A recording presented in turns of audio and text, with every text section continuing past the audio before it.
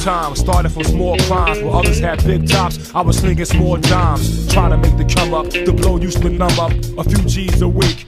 My clique used to sum up till my brother got locked up, my girl got knocked up, my closest homie each got popped up and shot up. Cops love the block, no way to eat, so I dropped a half a G on a rented SP 1200 sampler in a Yamaha 4-track. The bass from the lab used to blow the fucking door back. My ghost was doing stick-ups, trying to make a Vic up, waiting outside for the Brinks truck to pick up.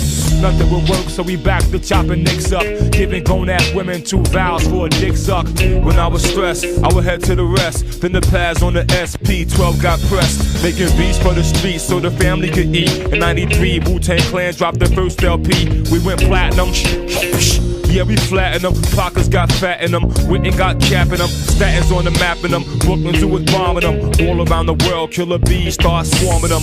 You can't stop us, you can't block us, rock us or mock us, knock us or top us, better sit back and watch us.